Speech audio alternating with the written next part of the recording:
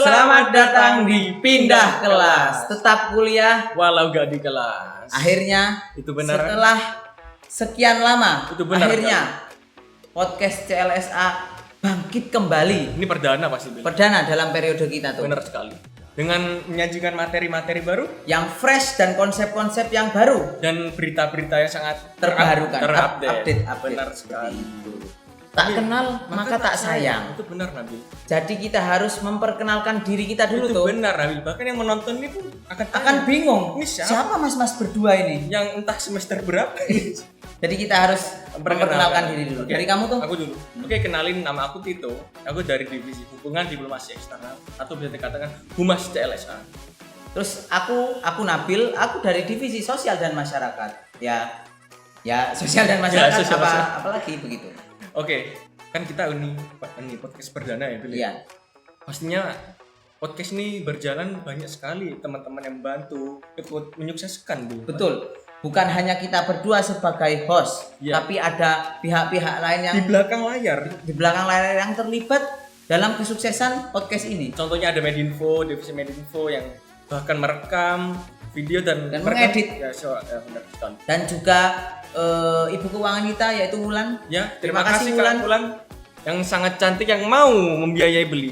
Karena Nih. kalau tidak ada Wulan, kita tidak akan membeli Mic. ini dan pencahayaan ini mungkin sangat redup begitu. Terima kasih Wulan. Terima kasih Wulan. Lain kali minta lagi kita. Minta lagi, kita nanti minta studio langsung Studio. kedap suara. Benar. Oke. Lalu kalau hanya memperkenalkan diri tuh kurang afdol begitu. Gitu, benar. Kita harus memperkenalkan asal kita dari mana. Dari apa ini? Dari PDH. Dari PDA, bukan enggak. dong. Dari ini CLSA. Dari CLSA. Kita ngomongin CLSA. CLSA itu apa sih, Bin? Boleh kamu aja tuh yang Jadi, menjelaskan. CLSA itu Criminal Law Student Association. Emang Namanya itu agak susah ya teman. Agak asing di Agak telinga. asing di telinga. Jadi artinya CLSA itu himpunan mahasiswa hukum pidana. Dalam hal ini kita dari Fakultas Hukum Universitas Jember gitu.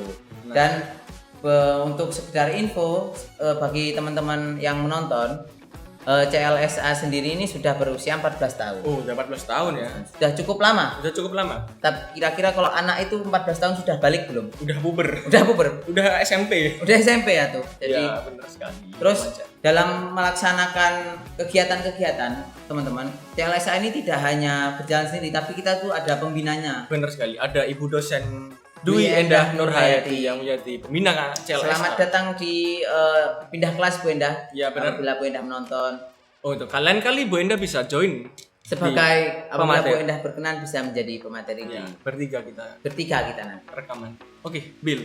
Ngomong-ngomongin deh, kita udah jelasin pengenalan diri, Betul. terus CLSA, kan kurang kalau nggak kita bahas materi. Kan kita mahasiswa hukum, Betul. hukum pidana. Hukum pidana. Dari nama kita aja, CLSA, Criminal Law Student Association. Kita membahas sesuatu yang berkaitan dengan tindak kriminal begitu. Benar sekali, entah kejahatan, pelanggaran, bahkan fenomena sosial. Fenomena sosial kita bahas juga. Enggak fenomena alam berarti. Enggak dong, kita bukan BMKG ya, bukan BMKG. Benar sekali. Nah, ngomong-ngomongin materi, kamu ada materi nggak Bil sekarang? Ada dong. Ini aku punya materi yang tidak jauh dari kita. Apa itu? Materi yang berada di sekitar kita, yaitu adalah kenakalan remaja. Oh, kenakalan remaja. Ngomongin kenakalan, kita dulu pasti pernah. Nakal juga, Pernah karena kita nakal. pernah. Bahkan pernah remaja, Karena pernah kecil. remaja gitu. Kalau dulu mungkin kenakalan yang sering dilakukan ya nyolong duit orang tua, Iya bener. terus Layangan. sampai sore, maghrib, Sampai maghrib. main bola Sampai sampai maghrib. maghrib, main bulu tangkis Sampai maghrib, maghrib. Main arung jeram sampai sampai maghrib. maghrib. Enggak dong. Enggak dong, nanti Malah Basarnasnya yang nyari sampai maghrib gitu ya. Jadi jangan bermain Arung jeram. arung Oh, jeram. enggak, maksudnya kegiatan yang berbahaya teman-teman, apalagi di bawah umur usianya gitu ya. Karena seiring berkembangnya zaman, kenakalan juga berubah dong. Nah, Apalagi sekarang teknologi makin maju. sosial media. Sosial media. Siapa sih yang nggak punya HP? Ya. Siapa sih yang nggak pernah punya ya sosial punya media? HP sekarang? Siapa yang nggak punya? Semua orang hampir punya HP. Bahkan apa namanya? Anak kecil. Anak kecil pun baru lahir pun udah punya IG. udah punya IG, udah dibuatin IG. IG, Twitter, TikTok, LinkedIn. TikTok, LinkedIn. LinkedIn buat kerja bahkan udah ada. Bahkan di bio-nya itu 1 tahun. 1 tahun pekerjaan masih masih gak ada pekerjaannya. Gak ada pekerjaannya. Jadi HP sudah menjadi sesuatu yang Sangat bukan berpengaruh. sekunder lagi, ini sudah menjadi barang primer begitu. Tapi ya dari sosial media kenakalan pun kita bisa dapat info bisa dari HP. karena patokannya sekarang udah HP, apa-apa lihat HP, jadi mau tidak mau yang dicontoh yang ada di HP gitu. Contohnya untuk kenakalan remaja yang berkembang sekarang itu adalah Yang pertama, tawuran. Tawuran Ini sering terjadi Sering banget, terjadi. apalagi Bahkan di SMA, SMP bahkan ada. SMP. ada tawuran juga. Yang Terus, kedua, balap liar, balap liar, trek-trekan. trek-trekan. Biasanya kayak balap liar tuh di jalan sepi malam-malam, sepeda motornya pun nggak standar. Nggak standar, Terondol. dimodifikasi. Bahkan nggak bentuk sepeda. Nggak bentuk sepeda, bentuk lebih ke becak.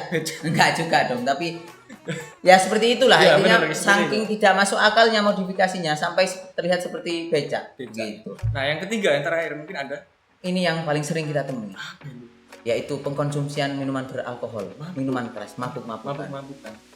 Kita tahu sendiri kan, kalau misalnya anak-anak ABG sekarang itu udah pada clubbing, mabuk gitu. Ini sesuatu yang bisa kita temui dimanapun gitu. Bahkan sampai pelosok negeri. Dari kota besar sampai pelosok negeri. Desa-desa. Di desa-desa pun ini kita sering temui. Mereka ini melakukan mesti ada motifnya. Bener sekali. Apa sih kira-kira motifnya? Ngomongin motif ya, kalau anak-anak umur remaja tuh pasti ya yang paling penting apa? Yang paling fokus itu apa? Balik atau puber, Bil. Balik ya. Balik. Bahasanya sangat Islami Balik. sekali. Ya. Pubertas itu sangat mempengaruhi emosi anak-anak. Iya, ada hormon-hormon yang lagi benar muncul sekali, begitu. benar Jadi sekali. butuh adrenalin mungkin ya. Butuh validasi biasanya. Butuh validasi Butuh teman-teman. diakui sama teman-teman SMP-nya, SMA-nya. Betul. Berarti siapa sih? Tuntutan kalau basiskan society itu menuntut benar seperti sekali. itu. Itu dia. Kalau ngomongin ya, kalau anak-anak SMP kan pakai minum tuh cerita-cerita kok keren banget ya. Keren banget ya. Bahkan sampai di story Di foto, dimasukin IG atau dimasukin pakai WA. pakai caption ada gelas ini. Ada emot-emot gelasnya tuh. Ya benar.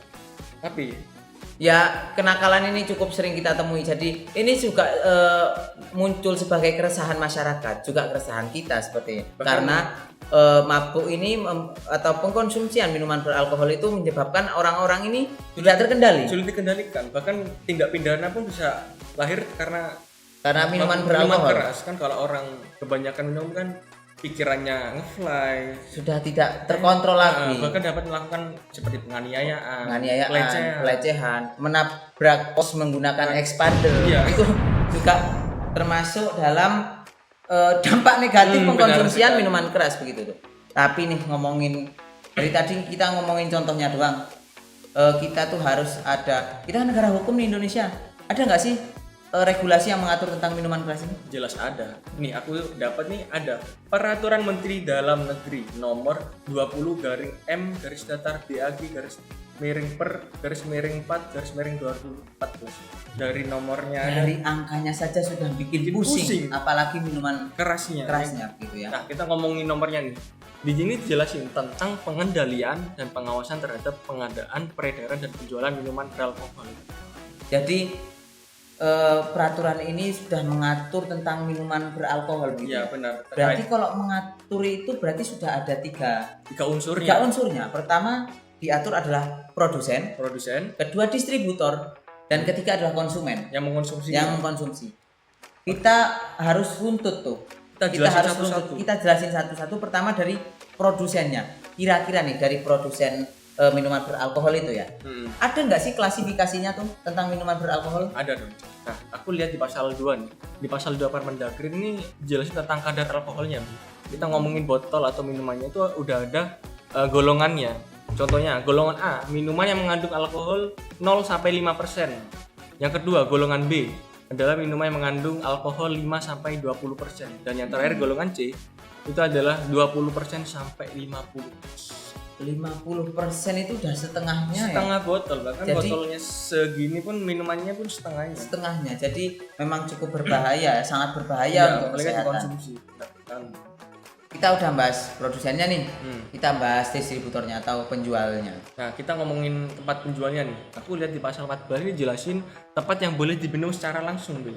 Tempat yang bisa Diminum secara langsung. tempat yang gimana ya ngomongnya? Tempat untuk bisa mengkonsumsi minuman beralkohol Secara langsung di tempat. Jadi apa aja? Enggak serta merta dapat. Nah, yang pertama ada hotel, restoran, bar. 3 tempatnya sudah boleh dibikin buat minum-minum gitu udah. Jadi ada regulasinya ya. Jadi nggak serta merta minum di warung-warung Madura, warung Di pinggiran, Enggak. di Lawson, tidak mungkin ya. Mungkin nggak boleh dong. Terus kan ini udah bahas tempat yang diperbolehkan, ada nggak tempat yang nggak diperbolehkan? Jelas ada. Pasal 28 dijelasin tempat yang dilarang jualan itu A. Gelanggang remaja, kaki lima, terminal, stasiun, kios kecil, penginapan remaja dan bumi perkemahan. Dan yang B ada tempat ibadah, sekolah, rumah sakit. Ini sangat jelas sekali dan make sense sekali. Benar sekali. Apalagi sekolah.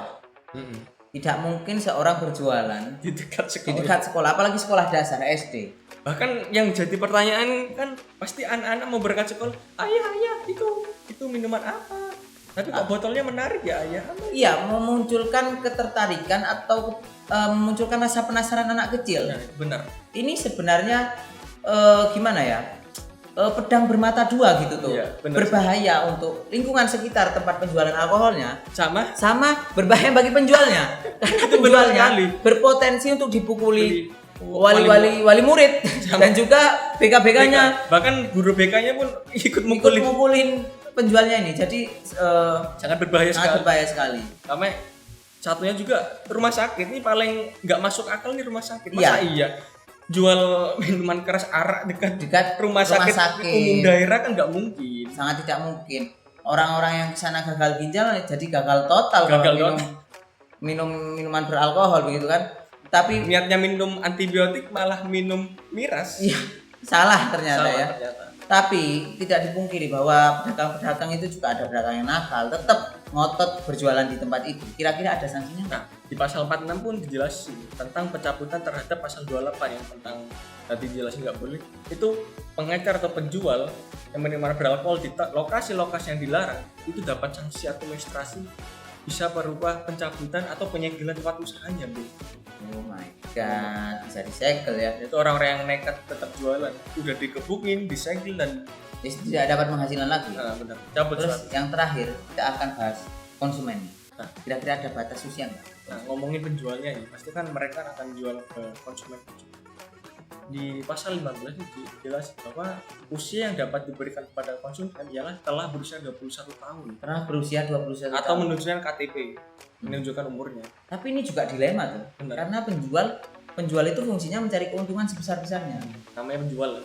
Yang penting orang itu punya uang, dia akan kasih barangnya. Dia itu nggak peduli umurnya berapa, Betul. penghasilannya berapa. Ini harus diregulasi ulang sih, maksudnya lebih ketat lagi regulasinya agar apa? Agar anak-anak yang di bawah umur itu tidak mengkonsumsi alkohol gitu. Jadi jangan sampai mengkonsumsi alkohol ya teman-teman. Apa yang belum cukup umur ataupun yang sudah cukup umur, kalau bisa jangan hindarilah karena efeknya sangat berbahaya gitu. Tapi Bil, ngomongin kan udah jelasin tentang materi nih Bil, aku. Tapi kok kurang kalau cuma materi doang tanpa contoh kasus atau berita Bil. Nih Emang kamu udah nyiapin beritanya? ada dong, aku ada 2 nih nyiapin. Yang pertama, aku Boleh jelasin. dibacain tuh. Aku pengen dengar cerita dari kamu. Yang pertama, dari suarajatimpost.com. Ini terpercaya ya? Terpercaya. Merasa kebal hukum.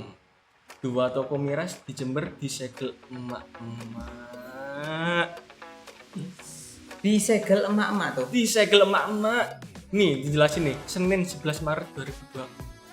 Berarti gak lama dong? Gak lama. Belum sebulan. Nih aku jelasin. Geram dengan beroperasinya toko penjualan miras yang berada di sekitar lingkungan warga. Belasan emak-emak, jadi nggak cuma 2, Bukan cuma 2, belasan. Di wilayah RT 2 RW 32 lingkungan Tegal Boto, Kelurahan Sumbersari, nekat lakukan aksi penyegelan. Berarti, tapi yang patut dipertanyakan, kenapa baru disegel? Mungkin, kenapa nggak dari awal begitu? Nah, itu jadi pertanyaan sih. Nah, jelasin juga nih. Aksi spontan itu menyegel 2 toko merasa emak-emak tidak punya aturan dan terkesan kebal hukum. Guna memastikan toko penjual miras tidak kembali beroperasi, warga sesekali lalu lalang di lokasi Sekitar tuh memastikan. Berarti Takut udah disegel tiba-tiba masih berjualan ternyata. Jadi Tapi- mungkin ini kalau sudah warga yang bergerak tuh, berarti ini keresahan masyarakat. Tapi Bil, di laman webnya ini ada fotonya, Bil. Ada fotonya ya tuh. Apa? Toko miras ini disegel warga lingkungan. Ada bapak-bapak pakai peci tuh.